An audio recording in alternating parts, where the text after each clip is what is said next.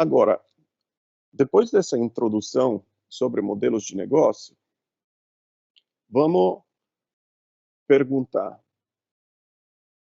por que que a gente internacionaliza? Em particular, no Brasil, vocês saberiam indicar alguns exemplos de empresas internacionalizadas e multinacionais? Bom, eh, se vocês pensarem, com certeza muitos de vocês, ou todos, tiveram alguns exemplos na cabeça. Vamos ver quais podem ser alguns desses exemplos.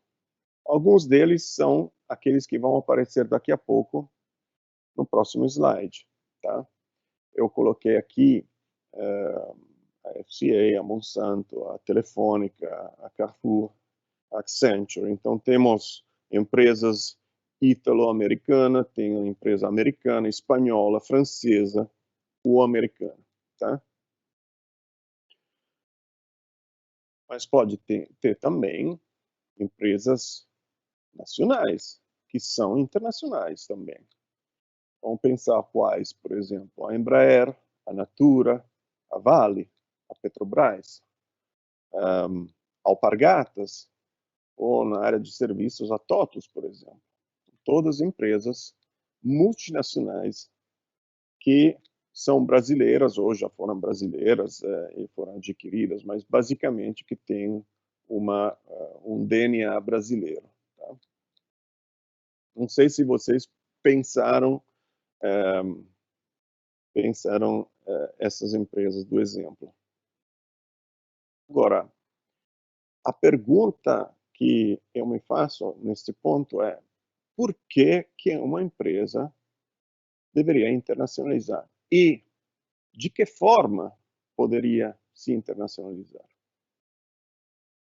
Bom, tem vários motivos para uma empresa internacionalizar. O motivo mais comum, mais clássico, o primeiro que vem normalmente à cabeça das pessoas é ingressar em novos mercados de produtos e serviços. Então, aumentar as vendas graças à criação de novos mercados para seus produtos e serviços. Mas tem outras razões também para internacionalizar.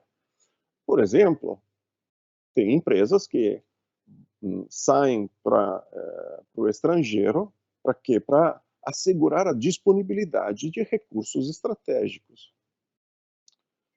Tem muitos casos desse tipo. Vamos pensar em empresas que nem a Vale ou a Petrobras, que têm operações na Angola, na Austrália. Tá? Estas empresas são internacionalizadas porque os recursos delas são em lugares também fora do Brasil. Claro que tem muito para extrair no Brasil, mas também algumas coisas você não acha no Brasil. Você tem a competência para extração minerária ou petrolífera e você tem mais competência do que você consegue fazer dentro do seu país. Então você internacionaliza. Você pode aproveitar de custos menores. Era o caso de muitas empresas europeias, por exemplo, que iam para a China, se falava, delocalizavam para a China, para aproveitar de um custo menor do trabalho. Tá? Agora não é mais assim, ou digamos que é muito mais difícil, porque o custo do trabalho na China aumentou com esse fenômeno. Tem outros países que ainda têm um pouco essa função de arbitragem de custo, tipo Vietnã, tipo outros países. Outras empresas, ou as mesmas empresas, às vezes internacionalizam para ganhar competências e capacidades. Eu lembro de um caso de uma grande empresa chinesa que abriu uma planta na Itália, uma empresa de eletrodomésticos, tá? Esta empresa, que é um gigante chinês, muito maior da maioria das empresas italianas, abriu na Europa, não porque precisava de fazer um pedacinho de mercado a mais, mas porque provavelmente estava precisando ganhar umas competências que dentro do seu país ela não conseguia competências de mercados mais evoluídos, do consumidor, entre aspas, ocidental.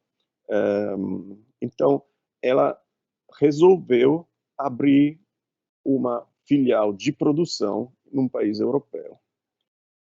Tem diferentes áreas funcionais que podem ser internacionalizadas.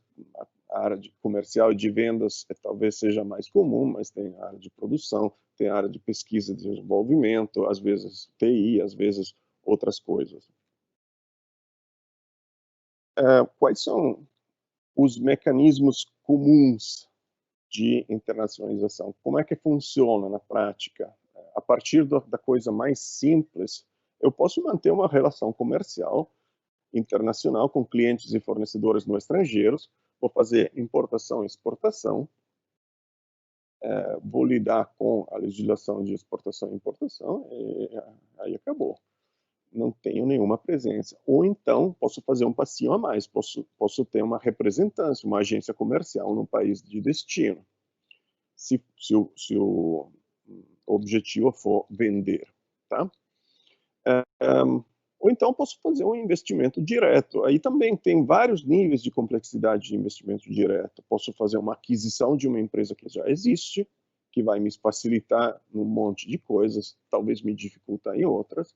Posso fazer uma joint venture com uma empresa local. Posso abrir, como se chama, de greenfield, do zero, criando uma filial do zero no país de destino. Uma coisa interessante, que eu acho interessante mencionar, particularmente porque eu vi isso na região de Belo Horizonte, é a internacionalização de ecossistemas de negócio. Belo Horizonte é uma cidade que tem muito desenvolvido o setor automotivo, tá? Com empresas que vêm particularmente de um país, tá? Que não vou mencionar aqui. Se você for olhar na área entre Belo Horizonte, Contagem, Sete Lagoas, Vespasiano, você vai achar um monte de outras pequenas empresas que eram já fornecedores, talvez, dessas empresas grandes no país de origem e que mudaram junto com a empresa maior. Tá? Então, se recriou, num país estrangeiro, um inteiro ecossistema de empresas de cadeia de valor. Tá?